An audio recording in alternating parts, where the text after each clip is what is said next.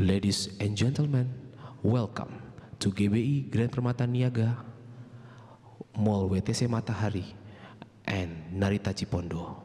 Prepare yourself in Sunday service in 5, 4, 3, 2, 1. Shalom saudara. Shalom. Saya percaya kita ada dalam perlindungan Tuhan yang sempurna hari ini. Dan kita bersyukur kehadirat Tuhan karena Tuhan izinkan setiap kita boleh datang ke hadirat Tuhan. Mari siapkan hati kita, siapkan hidup kita untuk datang mendekat kepadanya. Kita datang kepada Tuhan, saudara. Bapa yang penuh kasih, Tuhan yang kami sembah di dalam nama Tuhan Yesus. Kini kami datang kepadamu Tuhan dalam ibadah ini, bersama-sama dengan umat-Mu dimanapun mereka berada.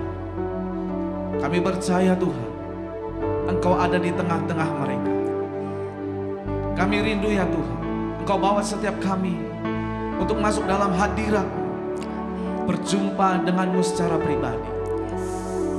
Kuduskan dan sucikan setiap kami Tuhan. Engkau yang mengampuni segala dosa, pelanggaran dan pemberontakan kami kepada-Mu. Darah-Mu Yesus menyucikan kami, hingga kami boleh layak untuk masuk dalam hadirat-Mu ya Tuhan. Terima kasih Tuhan Yesus. Kami mau bersyukur kehadirat-Mu, bahwasanya Engkau baik. Engkau sungguh baik dan teramat baik bagi kami. Amin.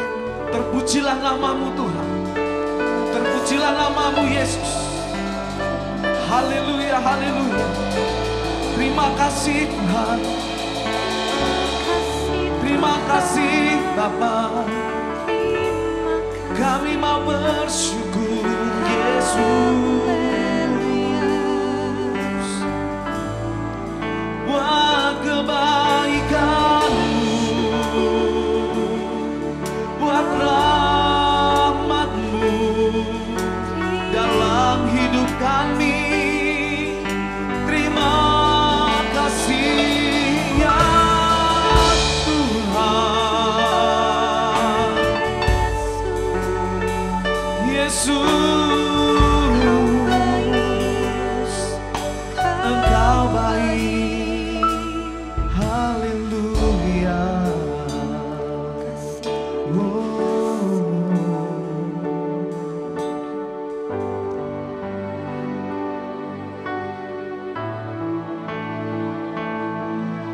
kasih Tuhan.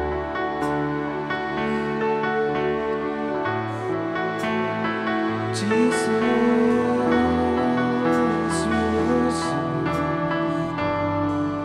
kami menyembah-Mu Tuhan. Syukur bagi-Mu Yesus.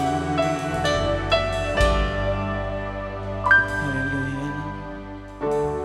Bapakku datang menyembah-Mu di sini. Ku percayakan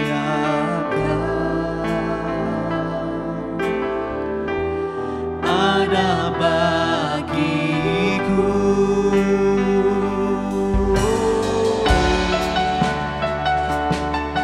Yesus, kami datang Tuhan. Jesus, katakan bersama-sama.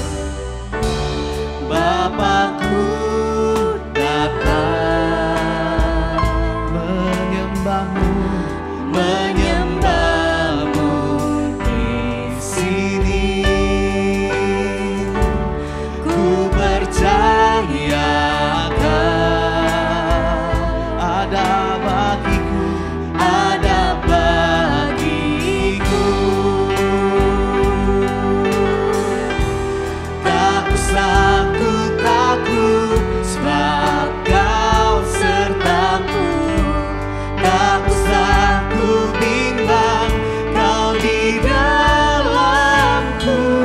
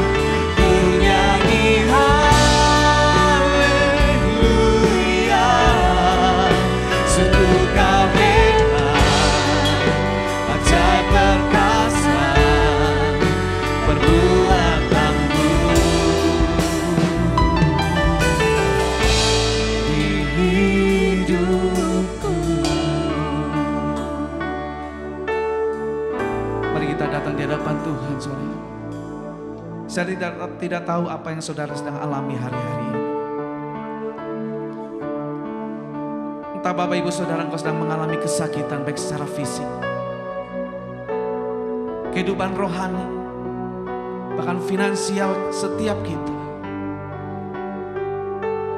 Saya mengajak pagi hari ini, siang hari ini, bahkan malam hari, setiap kita jangan memandang kepada masalah yang sedang kita hadapi, tetapi pandanglah kepada Tuhan.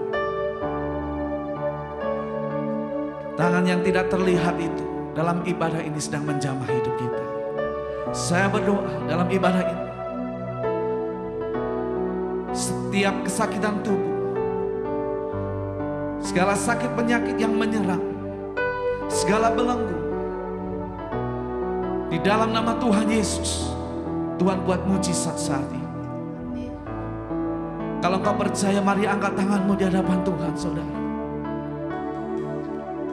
Dengan segenap hatimu katakan, ku nyanyi haleluya,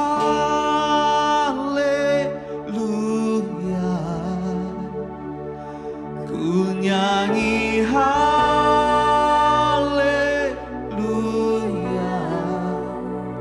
sungguh kau hebat, ajaib perkasa perbuatanmu. Mari bangkitkan imanmu, saudara. Ku nyanyi haleluya,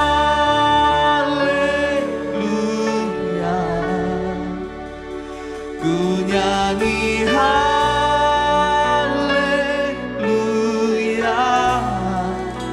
sungguh kau hebat, ajaib perkasa perbuatanmu.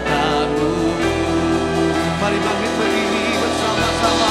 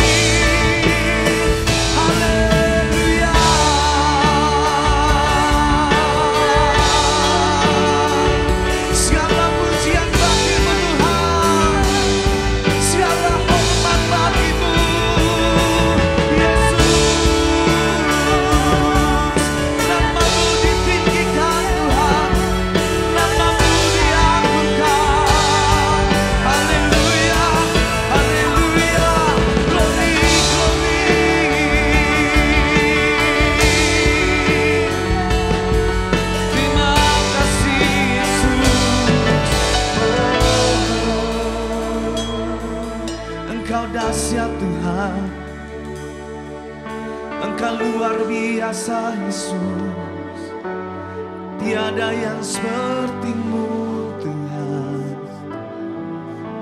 Kami menyembah-Mu Yesus, haleluya.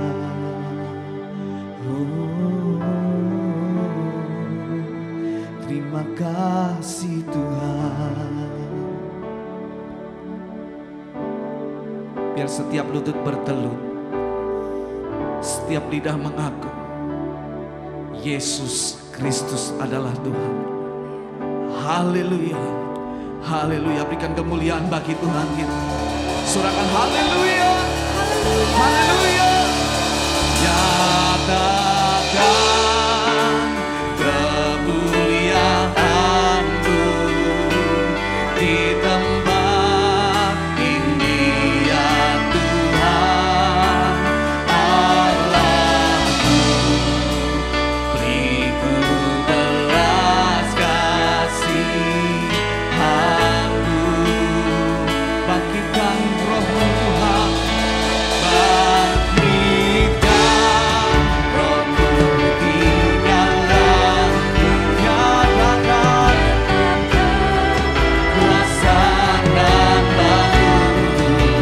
Yesuslah Tuhan, Yesuslah Tuhan, Yesuslah, Yesuslah Tuhan, Yesuslah Tuhan. Bangkitlah bangsa. Ini doa kami Tuhan, ini seruan kami Tuhan. Nyatakan kemuliaan-Mu di tempat ini ya Tuhan Allahku. Beri kami belas kasihan-Mu Tuhan.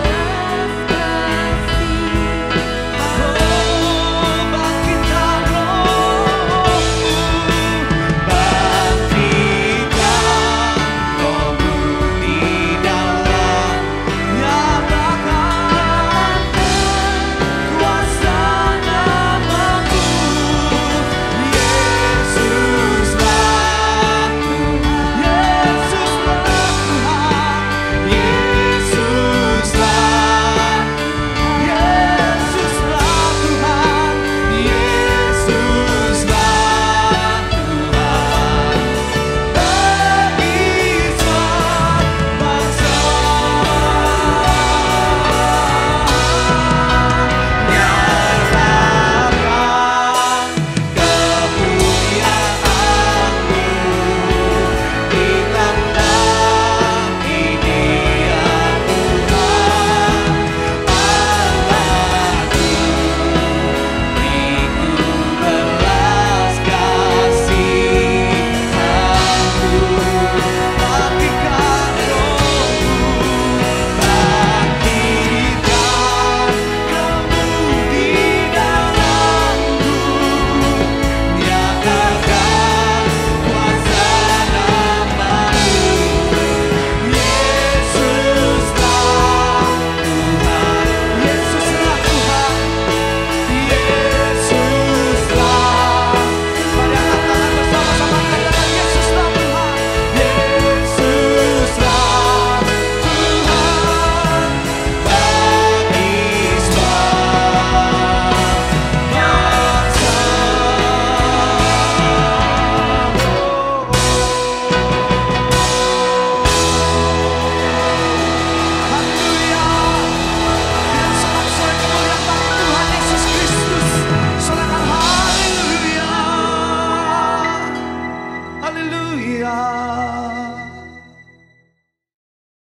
Ya saudara, di tengah pandemi ini, di tengah wabah ini, kita akan menaikkan pujian. Biarlah pujian ini menjadi doa kita, menjadi jeritan seruan kita kepada Tuhan. Dan saya percaya Tuhan akan memulihkan bangsa dan negeri ini. Bahkan bangsa-bangsa Tuhan pulihkan dengan sempurna. Haleluya.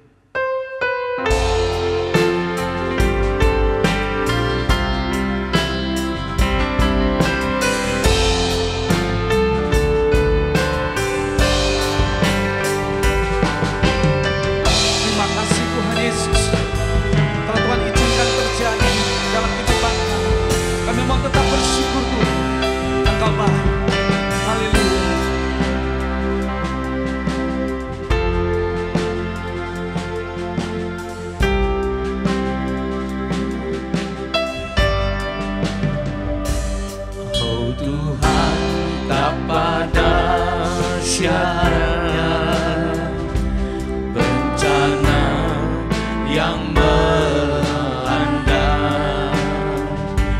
Begitu banyak yang menjadi korban dan begitu cepat penyebarannya.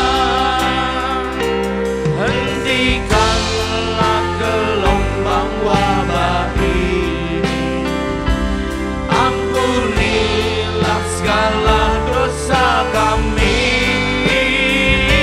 Ya Yesus, kami mohon belas kasihan-Mu, selamatkanlah kami umat-Mu.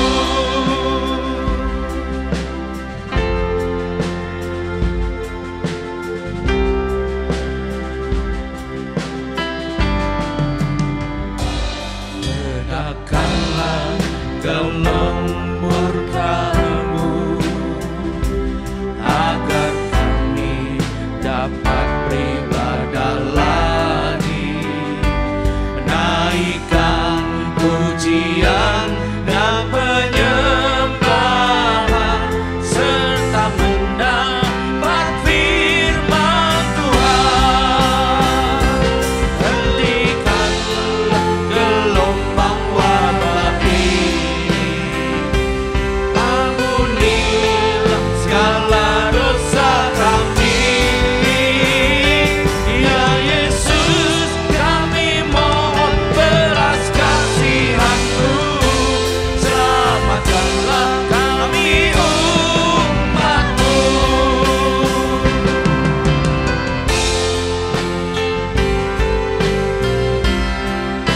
Selamatkan bangsa dan negeri kami, pulihkan.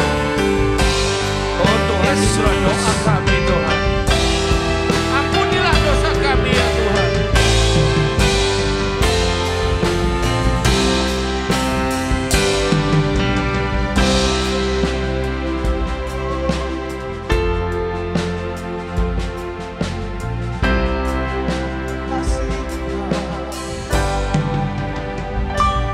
Oh Tuhan, betapa dahsyatnya bencana yang melanda.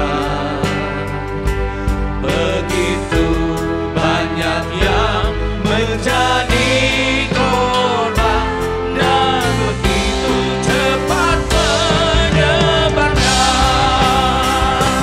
Hentikanlah gelombang wabah ini, ampunilah segala dosa kami. Ya Yesus, kami mohon belas kasihan-Mu, selamatkanlah bangsa kami, selamatkanlah negeri kami, selamatkanlah Indonesia.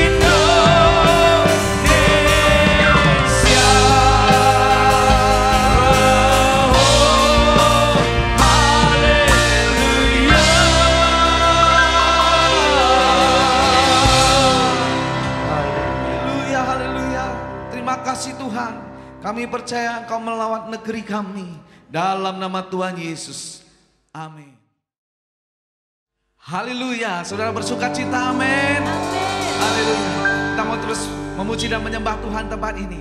Saudara, firman Tuhan berkata, biar kita terus bersuka cita, apapun yang menjadi keadaan kita, situasi apapun, tetap bersuka cita. Karena dalam sukacita ada kekuatan Tuhan, ada kuasa Tuhan yang tak terbatas. Yang percaya katakan amin. Yang percaya berikan tepuk tangan buat Tuhan Yesus. Haleluya, haleluya. Yang di rumah, dimanapun Bapak Ibu Saudara berada, tepuk tangan bersama-sama di hadapan Tuhan.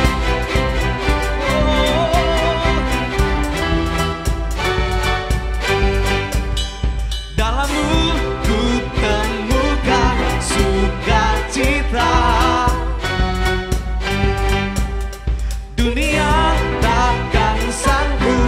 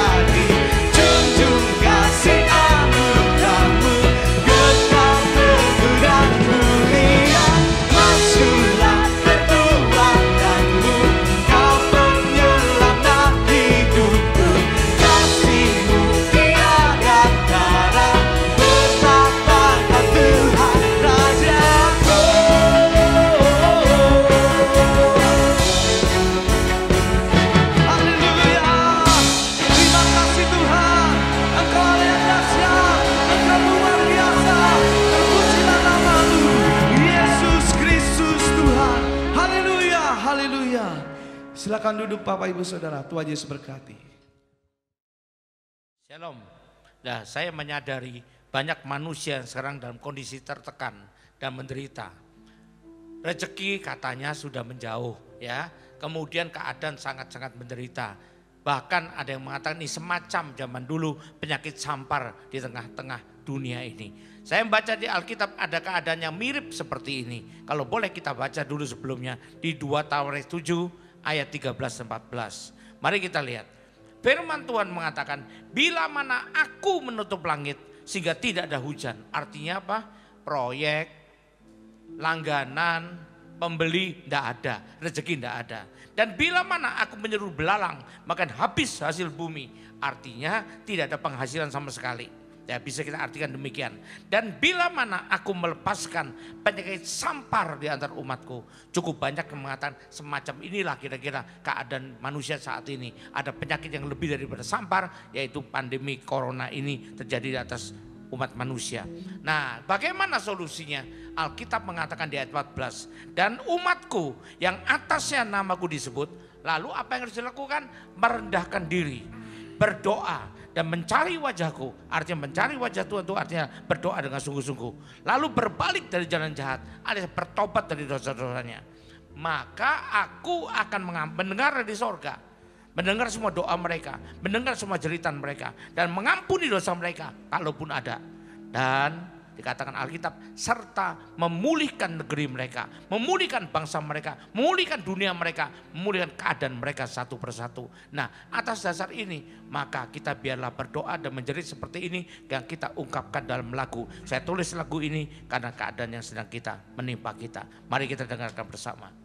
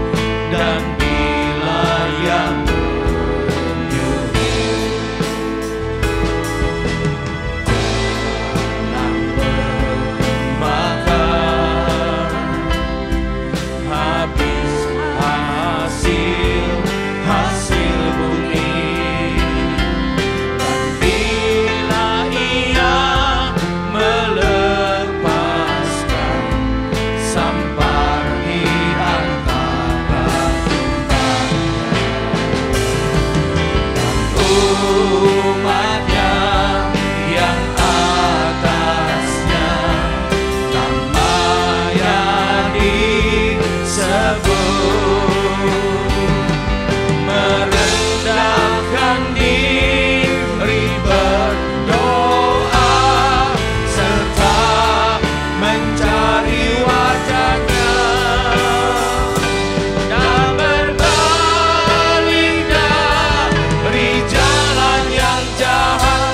Dia akan mendengar dari surga dan ampuni dosa-dosa mereka dan pulihkan negeri mereka dan pulihkan negeri mereka dan pulihkan negeri mereka. Oh, haleluya.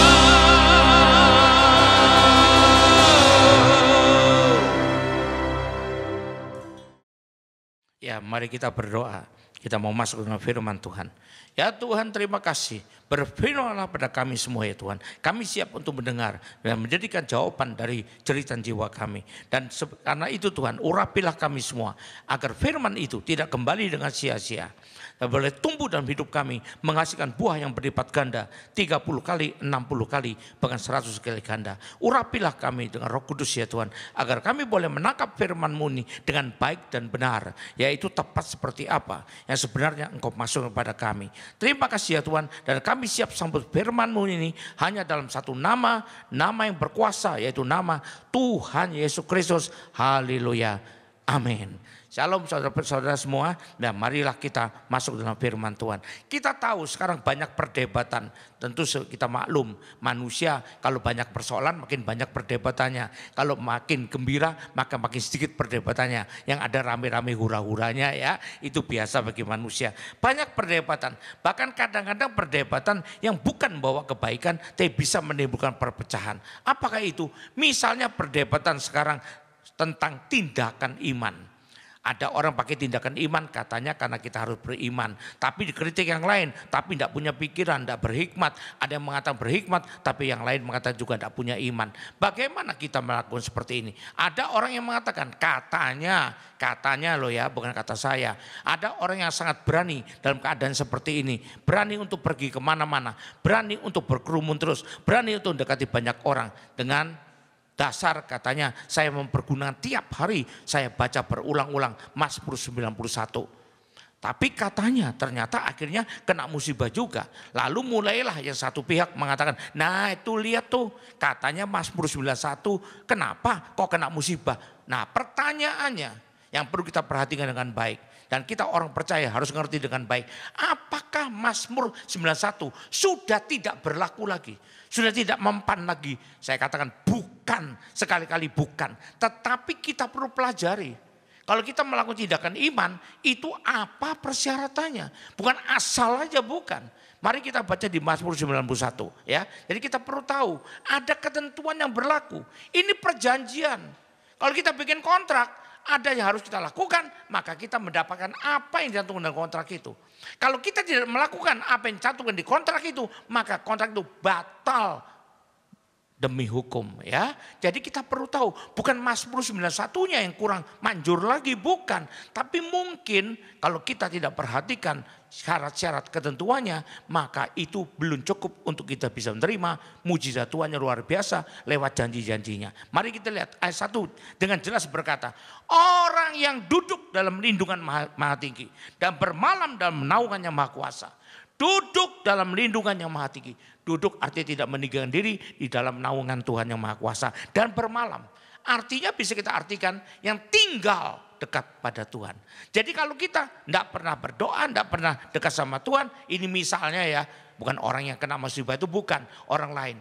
Maka ini Mazmur 91 belum tentu bisa berlaku buat kita. Yang pertama yaitu itu syarat ketentuannya.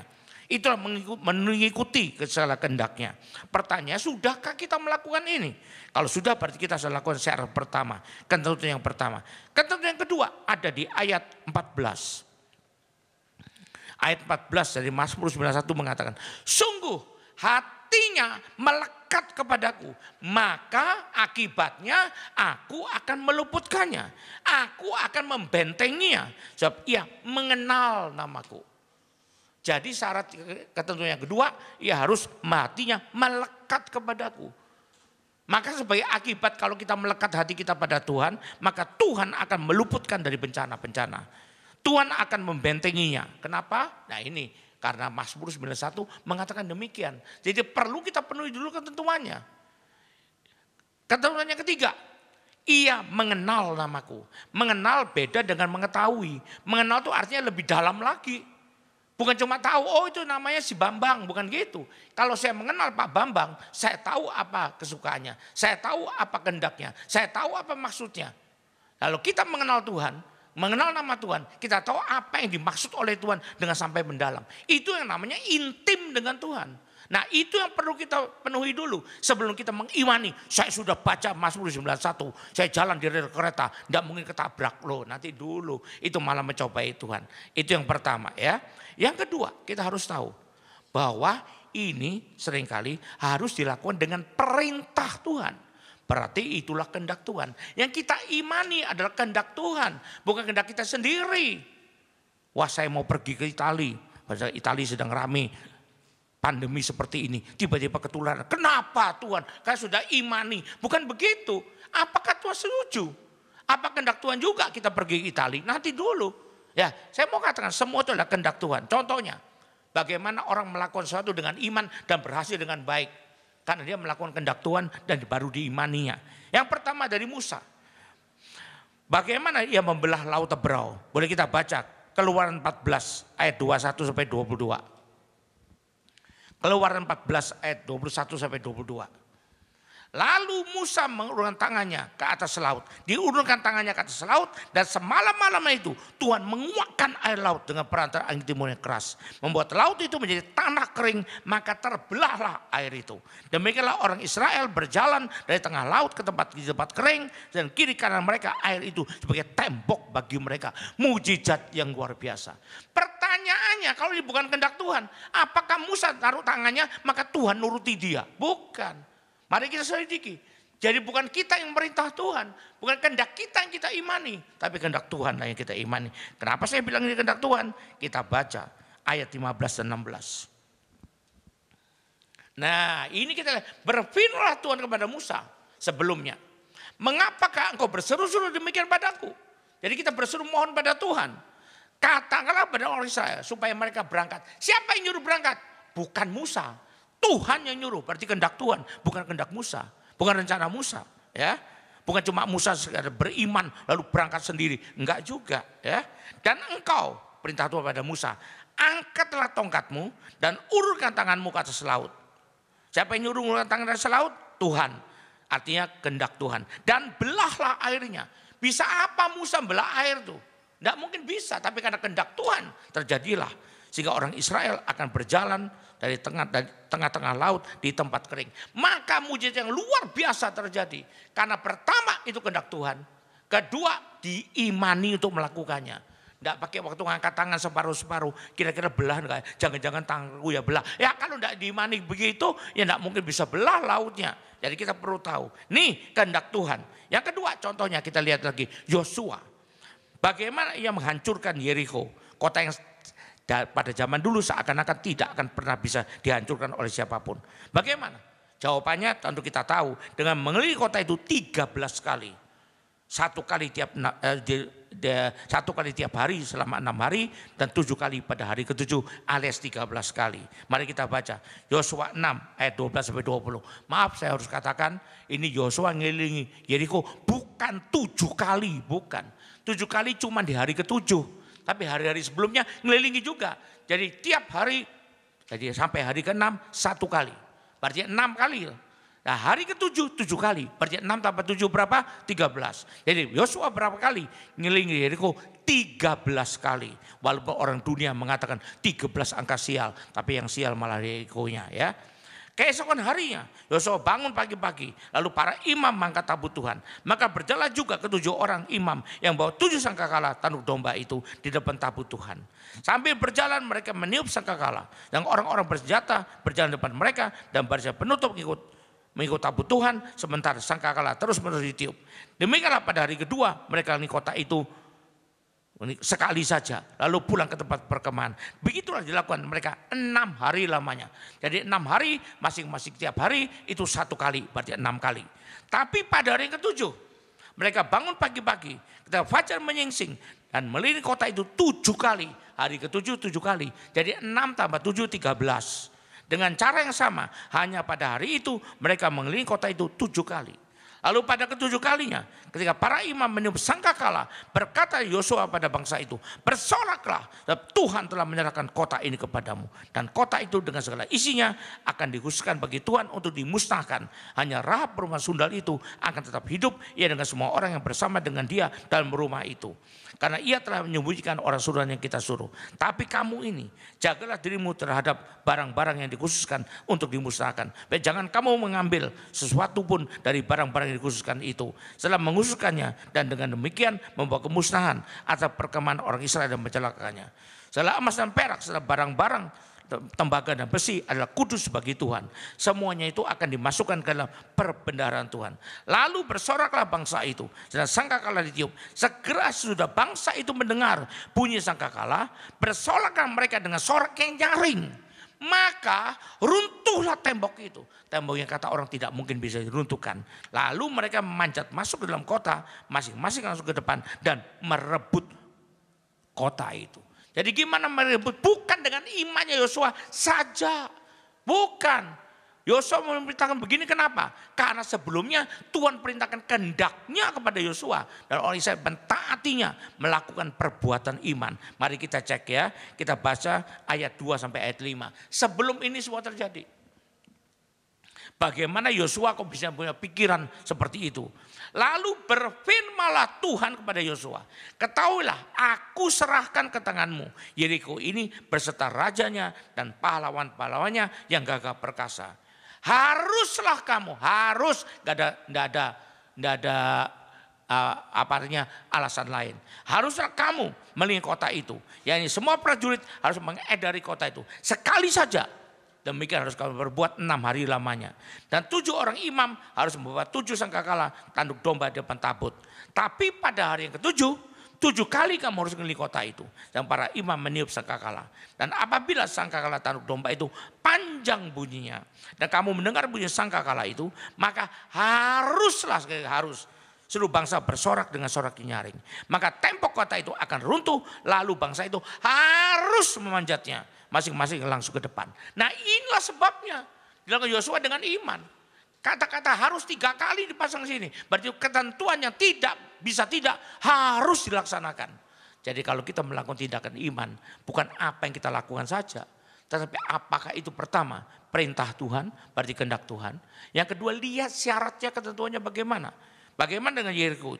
Ya, memang Yosua mengimaninya. Kalau tidak pakai iman, andai kata dia berkeliling semua tapi tidak pakai iman, ya enggak runtuh tembok itu. Tapi dia mengimani, tapi kalau tidak melakukan, tidak bakal runtuh juga. Jadi pertama dia mengimaninya. Kedua dengan memenuhi ketentuannya yang Tuhan tentukan. Seperti apa? Yaitu harus mengelilingi dengan semua prajuritnya. 6 hari pertama masing-masing sekali. Hari ke-7, 7 kali kelilingi. Lalu 7 orang imam harus membawa 7 sangkakala di depan tabut. Itu harus dilakukan. Lalu berikutnya, bila mendengar bunyi sangkakala yang panjang itu, haruslah bersorak nyaring. Ingat, harus bersorak nyaring. Setelah itu tembok itu runtuh. Saat tembok runtuh, haruslah Israel memanjatnya menyerang ke depan. Jangan pakai takut-takut lagi. Jangan takut kalah segala macam. Walaupun musuhnya luar biasa. Dan mujizat yang besar itu, yang luar biasa itu terjadilah. Jadi kalau kita ingin mujizat terjadi pada kita, dengan menggunakan dasar sebagai dasar firman Tuhan. Entah itu doa Bapa kami, entah itu Mazmur 91, apapun. Ingat, lihat dulu syaratnya itu apa. Ketentuannya apa. Dan kalau Tuhan yang mengajarkan, berarti itu perintah Tuhan. Lakukan dengan taat dan setia. Maka saya mau katakan mujizat ada di depan mata kita. Amin. Kalau kita mau mujizat dalam hidup seperti ini, maka taatilah pada Tuhan. Kalau Anda mau dilindungi seperti Mazmur 91, jangan lupa. Jangan lupa ya, duduk dan berdiam di bawah kaki Tuhan, karena bermalam di kaki Tuhan. Dan dikatakan di sini bahwa cukup itu aja, masih ada. Harus mengenal dengan baik Tuhan itu bagaimana. Dan kemudian juga dikatakan melekat hati kita kepada Dia. Untuk itu maka saya percaya apapun janji Tuhan pasti digenapi. Karena kita sudah memenuhi semua yang harus kita penuhi. Kalau Anda bikin perjanjian sama orang, Anda kirim 1 ton barang, akan diberikan Anda 25 miliar. Kalau Anda sudah kirim 1 ton dan tidak dikasih 25 miliar, tidak mendapat, Anda boleh lapor polisi. Tapi Tuhan tidak pernah ingkar janji. Jadi kalau Anda sudah kirim 1 ton, maka Anda pasti mendapatkan itu perjanjian 25 miliar. Tapi kalau Anda tidak ngirim, lalu nagih 25 miliar, waduh, Anda akan diusir. Maka perlu kita ketahui, tindakan iman kita yang kita imani pertama harus berdasarkan perintah Tuhan, bukan maunya kita sendiri. Yang kedua harus memenuhi semua syarat dan ketentuannya agar janji Tuhan ditulis Alkitab itu terjadi. Haleluya. Amin. Tuhan berkati kita semua. Mari sekarang kita bersiap-siap berdoa untuk masuk dalam perjamuan kudus. Kita berdoa dulu. Oh Tuhan, kami segera akan masuk perjamuan kudus-Mu. Karena firman-Mu mengatakan kami harus dalam keadaan layak untuk terima perjamuan kudus ini. Maka kuduskanlah kami, layakkanlah kami dengan jalan mengampuni segala dosa dan salah kami. Baik dengan sengaja, kami lakukan dengan sengaja maupun tidak sengaja. Baik itu kami lakukan dengan sadar maupun tidak sadar. Ya Tuhan, ampunilah dan kuduskanlah kami dengan kuasa darah-Mu yang mampu menguduskan orang yang tercemar oleh dosa. Semerah kirimisi sekalipun menjadi putih seperti salju. Maka itu kami berseru bersama-sama. Demi nama Tuhan Yesus Kristus oleh kuasa darah-Mu, kuduskanlah kami Tuhan. Terima kasih ya Tuhan. Di dalam nama Yesus kami berdoa ini dan siap menyambut perjamuan kudus-Mu. Haleluya. Amin. Sebab apa yang kuduskan padamu telah aku terima dari Tuhan. Yaitu Tuhan Yesus pada malam waktu diserahkan yang mengambil roti, yang mengucap syukur atasnya dan dipecah-pecahkannya. Saya berkata, inilah tubuhku yang diserahkan karena kamu. Perbuatlah ini tiap kali kamu makannya jadi peringatan akan daku. Saudara kasih Tuhan, bukankah roti yang kita pecah-pecahkan ini ada persekutuan dengan tubuh Kristus? Mari kita makan dengan percaya dalam nama Yesus.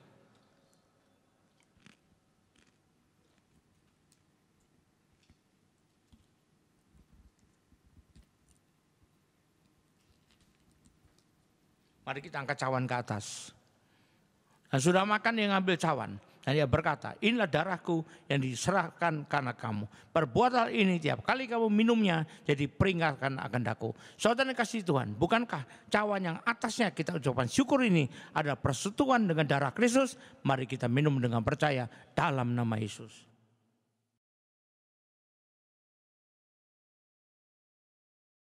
Ya, kita tutup ibadah ini dengan menaikkan sebuah pujian. Jika aku berada dalam kesesakan, mungkin banyak di antara kita yang berada dalam kesesakan. Tapi marilah kita naikkan pujian ini dengan segenap hati kita, karena Tuhan pasti mendengar kita. Mari.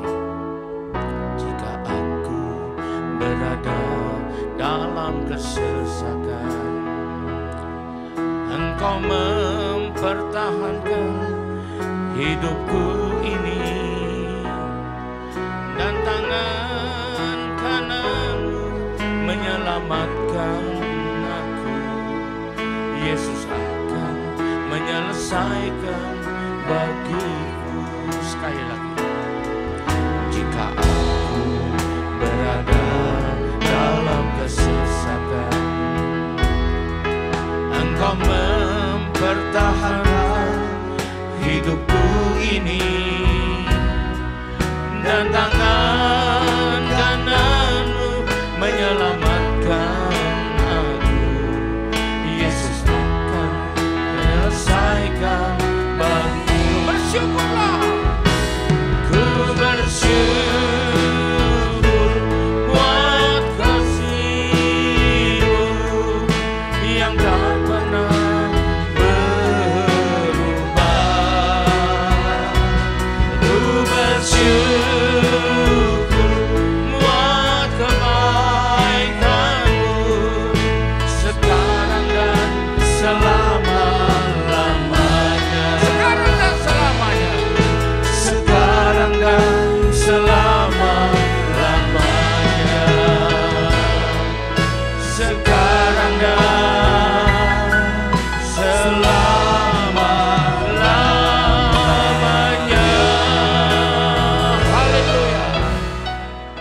angkat dua tangan kita terima berkat Tuhan. Kembalilah ke aktivitasmu masing-masing dengan berkat yang terbaik dari Allah Bapa di sorga. Dengan kasih karunia dan damai sejahtera dari Yesus Kristus Tuhan kita. Juga dengan persekutuan, pertolongan, penghiburan, kekuatan, dan terutama dengan pengurapan yang penuh dari Roh Kudus yang menyertai kita. Mulai hari ini sampai sepanjang tahun ini, sampai Maranatha Tuhan datang kembali, bahkan sampai selama-lamanya.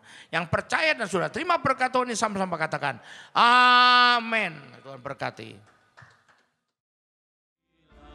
Yang menutup langit hingga tidak ada hujan, dan bila ia menyuruh